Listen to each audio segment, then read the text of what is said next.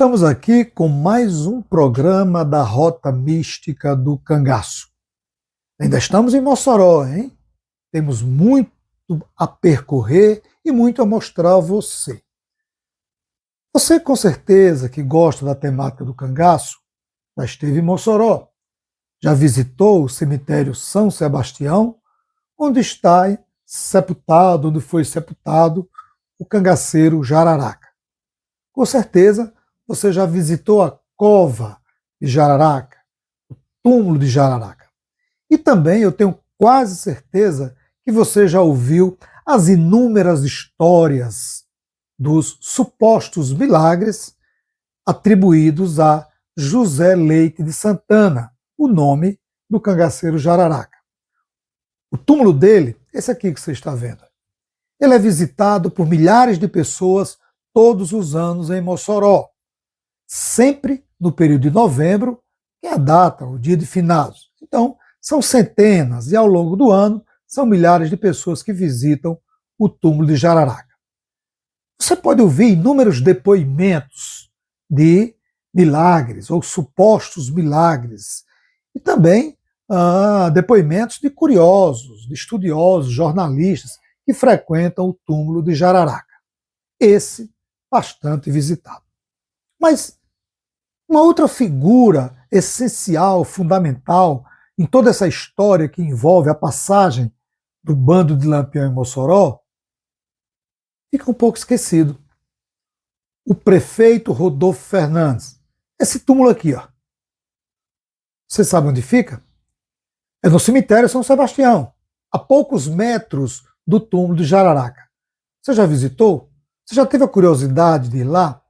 Já teve a curiosidade de perguntar, se já tiver ido lá, quantas pessoas visitam o túmulo do prefeito Rodolfo Fernandes? Se você comparar, de um lado, um sujeito histórico, Jararaca, bandido, uma biografia um tanto quanto indesejável. Do outro lado, um prefeito, um coronel, com, segundo seus biógrafos, uma reputação inabalável. Quem atrai mais a curiosidade das pessoas? Qual dos túmulos tem a maior aceitação, maior visitação e que causa mais admiração? O do cangaceiro Jararaca, José Leite Santana, ou do coronel Rodolfo Fernandes, que é apresentado como o grande líder da resistência moçoroense? Não vamos trabalhar em cima de Jararaca. Não. Muito já foi dito, muito já foi visto, muito já foi falado. Hoje eu quero lhe convidar para conhecer um pouco o túmulo do prefeito Rodolfo Fernandes. E quem vai falar para você é o nosso amigo Geraldo Maia. Vamos lá, nos acompanhe. Sede do governo, né? E lá ele morreu do pulmão, ele foi enterrado lá no Rio de Janeiro e depois o corpo foi exumado aqui para Mossoró. Aí vocês percebem que esse túmulo é de mármore de Carrara, é o que existe de mais precioso em termos de mármore, porque foi em Carrara que foi esculpida as grandes obras do mundo todo. A gente está observando aí detalhes, né? É perfeito dessas esculturas que foi feito em Carrara aqui nesse túmulo. Nem isso, nem a beleza do túmulo atrás vem para cá, porque todo mundo prefere visitar o túmulo do bandido e não do herói da resistência de Mossoró. Então, esse é o túmulo de Rodolfo Fernandes. Geraldo, você falou lá na cadeia que iria nos explicar o motivo de Jararaca ter sido enterrado aqui dentro e colchete lá fora. Você poderia nos dar essa explicação? É uma explicação que não tem muita justificativa, porque quando Colchete, que morreu no combate, né? Ele foi arrastado, o corpo dele foi arrastado lá da igreja de São Vicente até a catedral, que é uma distância considerável, né? Cortaram a orelha dele para ficar com troféu, daquele negócio todo, e mandaram os comuns lá, os populares, enterrar fora do cemitério, porque o cemitério era Campo Santo, não era para enterrar bandido. Mas de repente, com Jararaca, que foi uma semana depois, o comportamento foi totalmente diferente. Então, como vinha da própria polícia, era enterrado dentro do cemitério, né? É por isso que até hoje é preservado aqui o local e Colchete, como enterraram fora do cemitério e o cemitério foi sendo ampliado, ninguém sabe onde é que ficou essa cova dele até hoje, né? Você falou que eu acho que a grande dificuldade, né, de Rodolfo Fernandes, o prefeito, foi convencer as pessoas que era possível, né, que o bando realmente... Acho que foi muito difícil tudo, mas a pessoa ficar sozinha, acreditando numa coisa e as outras não acreditando, é muito complicado isso, né?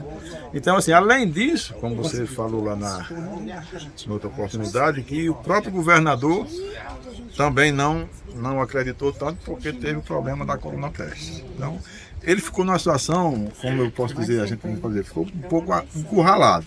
Estressante, imagina para onde já estava doente. Encurralado, porque a autoridade máxima do Estado, né, disse que não ia mandar porque já não tinha acontecido. A população não acreditava. Então, assim, eu acho que o grande feito de Rodolfo foi exatamente ele acreditar e conseguir conduzir isso até fazer a defesa como realmente aconteceu. O que você acha? E tem mais. Ele, pessoalmente, era a pessoa mais, digamos assim, mais procurada por Lampião. Porque ele, como prefeito da cidade, ele sendo rendido, a cidade estava entregue. É por isso que a trincheira que estava na casa dele era uma das maiores. Porque se sabia que ali, se prendesse o prefeito, a cidade se entregava. Que não então, tinha se fosse qualquer um ali, um prefeito assim, que não tivesse a visão que ele tinha, certamente ele teria sido convencido a não se proteger, teria se convencido que Lampião não vinha, e ele abandonou a cidade. E ele tinha o pego de surpresa e tinha acontecido pior. Pois é, o grande mérito dele foi acreditar que isso podia acontecer e realmente, quando acontecer, a cidade está preparada para isso, né? E olha, essa história de esvaziar uma cidade com 20 mil pessoas, de uma noite, da noite do domingo até a tarde da segunda-feira, é muito complicado. Teve muita gente que tinha carro próprio, empresa com caminhão, fugiram, foram embora. O próprio tem uma polícia muito grande aqui com a família Rosado, que Rosado era os donos da cidade praticamente. E em momento nenhum participou desse evento, né? Aí tem também aquela lenda urbana, não, foi Rodolfo Fernandes, foi os Rosados aí que contrataram os cangaceiros para vir atacar a prefeitura, que eles eram inimigos políticos aí, dos Fernandes, aquela história toda, que nunca foi comprovado nada disso, né? O que se sabe na realidade é que eles queriam dinheiro, e muito dinheiro, comprovado. Lembra, você me perguntou a história de esses 400 conde-réis, quanto representava hoje? Eu estava vendo o Frederico Pernambucano, ele falando que um caso lá de mil réis, né? Aqui era 500 mil réis, lá era mil réis. Era 500 réis, lá era 1.000 réis, quer dizer, o dobro do que estavam pedindo aqui, mais do dobro. Ele disse que na época, esses 1.000 réis dava para comprar 200 carros novos. Naquela época, carro era um produto muito caro, né? Tu imagina aí, o capital do Banco do Brasil aqui em Mossoró era 900 conde-réis. Ele estava querendo quase a metade do capital do Banco do Brasil aqui. Pediu mais da metade, né? É muito dinheiro, né? Ei, Geraldo, isso que você estava falando, né, a questão da importância do papel do prefeito, né? Um exemplo que os autores colocam muito é a invasão de Sousa na Paraíba, né? Que foi bem sucedido pelo lado dos cangaceiros, né? E houve essa não acreditar por parte dos gestores que isso poderia acontecer, né? Qual o paralelo que você faz entre a invasão de Sousa na Paraíba para cá, para lá ter dado certo e aqui não? Pode acontecer, né? Ele simplesmente não era boato, até porque aqui ele tinha mais certeza, porque começou a chegar, como a gente falou, desde dezembro do ano anterior, começou a chegar aqui de Pernambuco, da Paraíba, notícias que esses cangaceiros estavam se preparando para atacar Mossoró. Então ele não era só um boato que estava surgindo aqui, eram as pessoas dizendo que tinha tido contato e tudo, e essas histórias já estavam rolando lá há muito tempo, né? Então ele teve a certeza que essas coisas podiam acontecer, né? E se preparou para isso. Agora tem uma coisa bem interessante, esse combate que aconteceu dia 13 de junho era para ter acontecido antes, logo depois do dia 10 de maio, quando houve o ataque de Apodi, porque pelo que estava combinado, o grupo de Macilon, ele ia fazer esse ataque a Apodi, depois voltava para Aurora, lá para o coronel Isaías, e Lampião encontrava com ele lá para vir para Mossoró. Só que nessa vinda de Lampião, aí ele estava aqui, ele fez o assalto a Apodi, depois voltou para lá, só que Lampião, quando estava vindo, uma cidadezinha, eu acho que é não sei o que, do Rio do Peixe, lá da Paraíba ainda. São João do Rio do Peixe? Ele foi, nessa vinda dele, ele foi fazer um ataque lá a uma cidade. né? E quando teve até, inclusive o prefeito dessa cidade, o delegado da cidade foi muito promovido, que conseguiu, só ele e mais 4 pessoas conseguiram expulsar o bando de Lampião todo da cidade. Só que o que aconteceu não foi isso. Chegaram gritando lá, Lampião tá chegando aí com todo o seu bando. Ele e mais 3 pessoas, eram as únicas armas que tinha lá, se prepararam lá e começaram a dar uns tiros.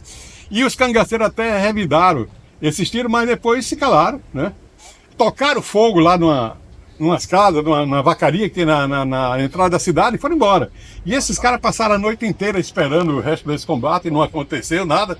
No outro dia saíram lá, os cangaceiros tinham ido embora, tinham queimado lá mas tinham deixado vários de bornais, de balas antigas, que eram as balas que eles vinham atacar Mossoró, que não funcionaram. As balas eram balas, como é que eles chamavam? Xoxas, né? Chocas e tudo, né? E eles jogaram essas balas fora, voltaram para o Coronel Arruda para providenciar de novo mais munição. Por isso que atrasou e só chegaram aqui em junho e não em maio, como estava previsto, né? Eu estive lá nessa cidade e tinha uma pessoa lá, quando a gente estava fazendo esse evento aí da preparação dos 80 anos, que eles mostraram lá, ainda guardam lá esses bisacos com essas balas e tudo, bala muito antiga. Que eles tinham. Então, por esse atraso que aconteceu aqui, que esse ataque era para ter sido bem antes, não aconteceu porque essas balas não prestavam. Deixa eu perguntar aqui uma coisa a você. Eu tenho que lembrar o seguinte: o favor era filme. Por exemplo, a gente vai ver lá agora na igreja, tem aqui a prefeitura, tem a casa da esquina, né? E tem a igreja. Eles dizem que